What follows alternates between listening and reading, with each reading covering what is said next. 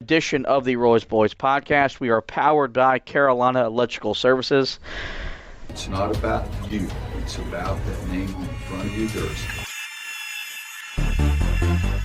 And ready on his second attempt. That one is no good. They battle for it. Loose ball. Recovered Mark. And he scores. Pushes it here, Davis. 8 seconds. Davis trying to get free. Over to Fox. Fox, baseline. Shot good off the glass. Oklahoma calls timeout. But the game is over. The game is over. Carolina has upset number 1 Oklahoma. With 20 seconds left to play. Goes back to Michael Jordan. Jumper from out on the left. Good!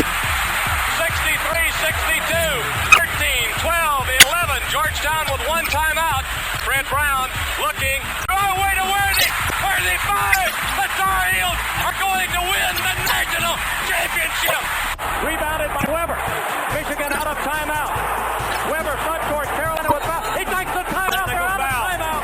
Technical foul. Technical foul. Brown gets it into Williams. Here comes Williams front court. Williams on the drive. Gets it back out the head. Long outside shot. Short rebounded. It's over. Carolina has won the national championship. How about them Tar Heels? They are the national champions. That's it! Make room for 2017. The Tar Heels are the national daggum champions. That's what it's all about right there. That's on the floor. That's on your shirt. That's in your heart. That's why we're all here. This is the Roy's Boys podcast with your host, Joshua Marlowe. We are back. I'm still mad. Oh no! But stop! Hit record again. Let's stop this right now because this could get really bad again.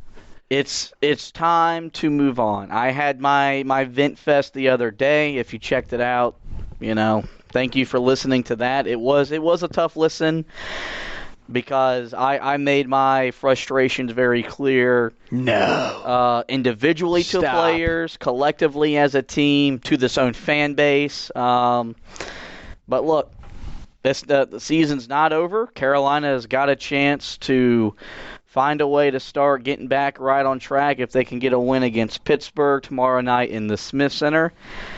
And so with that, we kind of got a little bit of a different show today. I do have Anthony along with me. He is still retained. He did not get fired. That was threatened in pre-production. Shot, yeah. But he's still here. Keep believing that. But so today, the opening tip and our favorite segment, Beat the Buzzer, do return. And in the opening tip, we've got a fun interview with Wlat Harris. He's a guy that covers the Panthers exclusively for a media outlet in that area, and he's going to talk to you a little bit about the matchup with Pittsburgh in the opening tip. And just want to thank him again for coming on, talking about Pittsburgh, because he's got a... This is the opening tip. Hey guys, today we are joined by a guy that covers Pittsburgh pretty closely, Wlat Harris. And hey man, how's it going today? Good about you, Josh? I can't complain. I'm still fuming after the loss to Georgia Tech the other night. But it's time to move on to Pittsburgh, a team that Carolina is going to play twice in the next 3 games. And it's been a team that, over their time in the ACC, has given the Tar Heels a little bit of fits. I was doing some work getting ready for this game, and Pitt's got a pretty decent record. They come in 10-4. But, I mean, this is a program that's lost to Nichols, stayed at home. But, I mean, they've got wins over. They've won against Florida State to start the year. They've got Power 5 wins over Kansas State, Northwestern. What is the easy breakdown of Pitt? Are they a good team? Are they just a team that's won a couple games that are fluky? Like, what's the lowdown on the Panthers? Just all in all, it's consistency. For one thing, undermanned for the most part, and they're undersized. They don't have a lot of size as far as the front court goes. That's been one of they played West Virginia, and it was one of the obvious mismatches was the front court, and they just Michigan just took them out pretty easily. And then just Trey McGowan's, Xavier Johnson have really good freshman years, but they've been kind of up and down this year, and they just haven't really been consistent. And with the roster they have, they can't afford to do, especially in ACC play. I mean, Wake Forest should have been an obvious victory for them. I mean, Vegas isn't really that they used to be, but for some reason they took possessions off, they took minutes off, and it made them pay. Yeah, no, you're right. They blew a 16-point lead, I think it was, to Wake Forest on Saturday, and it's just one of those games that, see, I don't know if Pitt has realistic chances to make the NCAA tournament, but if they want to make that a reality, those are the kind of games that you can't afford to lose. Same thing with Carolina losing at home to Georgia Tech on Saturday. You talked about Trey McGowan's, and just, I'm looking at his stats, and I mean, the guy can play. He's given 12 points. He's not as efficient maybe from the field you like to be. You've seen him a lot more than I have. What stands out to you about his play? Oh, I'm sorry. Yeah, Trey. I mean, for one thing, he can do. He can shoot. The guy can drive. He's very physical. If he needs to go grab a rebound, he'll do it. I mean, he helps out on the front court, and that's just the thing with these guys, is, especially with Xavier Johnson as well. They're not very big, and they play pretty much like rabid animals for 40 minutes, and they got to give it all on the court. Because, that's what Capel has preached, is they have to play defense and then a rebound, because if you don't in this league, these teams are going to make you pay. Yeah, no, you're exactly right. And you speak on Xavier Johnson. That's the guy I was wanting to go to next. And off the stat sheet, this is a guy that stands out as well. He's 12 points, gives you about 4 rebounds, 5 assists. He's actually shooting a better percentage from the field than Trey McGowan's. Is he kind of the motor for Pittsburgh? Like, is as long as he plays well, this team's going to play well because he brings the energy? What does he mean to this Panther team?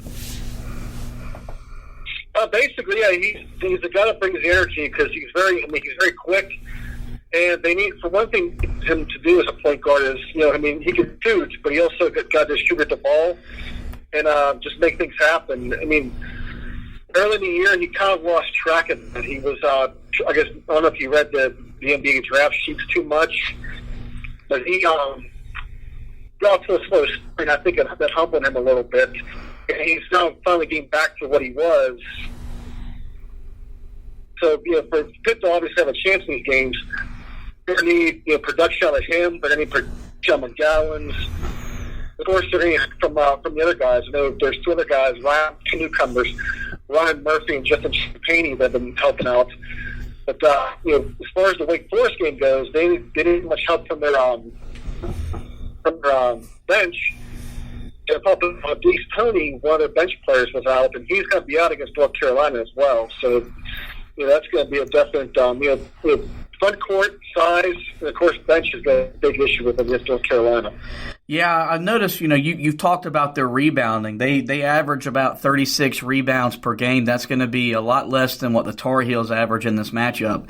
Is the lack of rebounding due to the lack of size on the inside, or is there maybe some underlying issues when it comes to the rebounding aspect of the game? Overall, it's just a lack of size on the front court. They have one big man, and it's Terrell Brown, and he is what he is.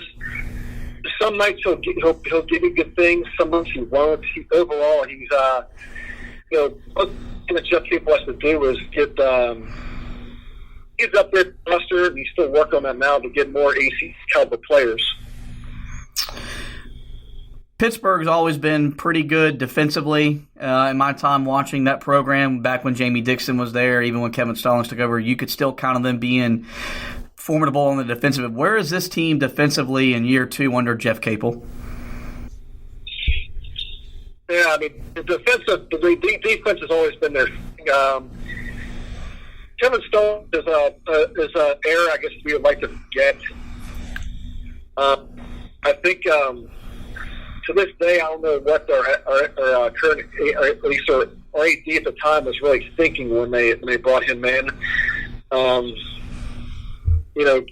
Jamie obviously had to transition us to the ACC, and he did a halfway decent job. But I think at the end of the day, I don't think he was really willing to coach in the ACC. But we obviously need somebody that was more ACC caliber, and we took Kevin Stallings, and that hire was just a head scratcher. And pretty much now, the whole this whole thing for us has just been a giant rebuilding job.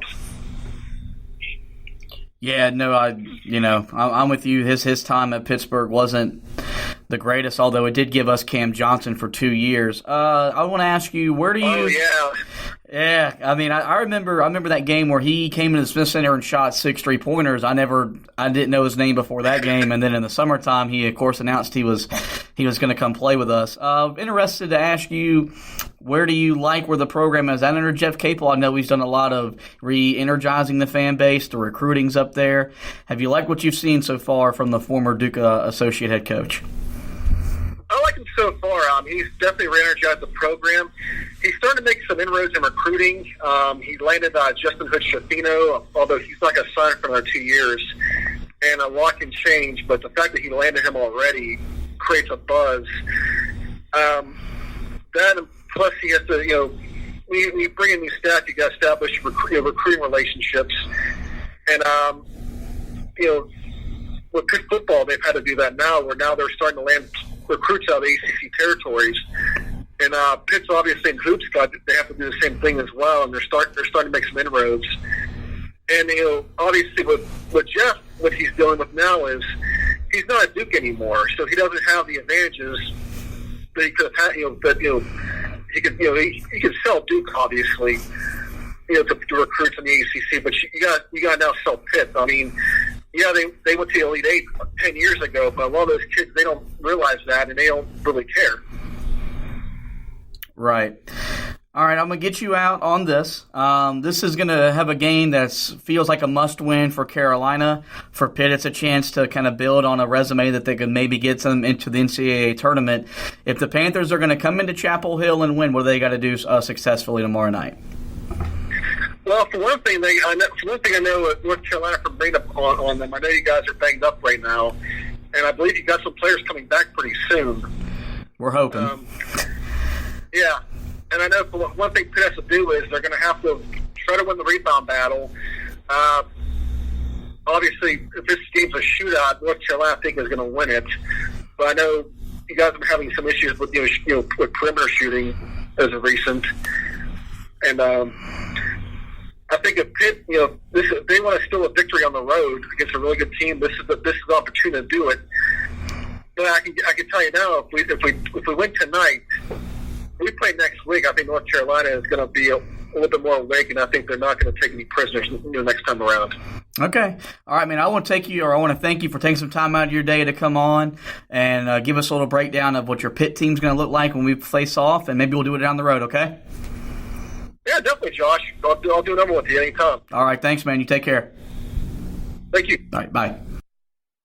What they're doing, what they're trying to do, and what they're going to try to accomplish in tonight's matchup. And look, Anthony, Pittsburgh's been a team. They've been in the ACC for a couple of seasons now, but this has been a team that has always matched up well with Carolina because they bring a physical nature to the game that when they first came from the Big East to the ACC, even Carolina wasn't prepared for that kind of physical nature because it was a different kind of physicality in that old Big East when you had teams like Syracuse and UConn and those kind of teams that they beat each other up night in, night out.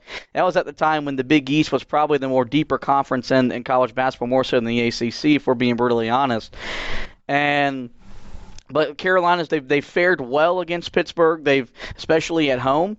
They haven't lost to the Panthers in the Smith Center since they came to the ACC. It's been on the road up there in the Peterson Events Center where they've had some problems, and deservedly so because the Zoo is a hard place to go up there and win. Same the Zoo, yeah. And look, this is a team that, I was talking with Mr. Harris, that they're kind of weird. They've got a very good record. They're coming 10-4, so better record than Carolina.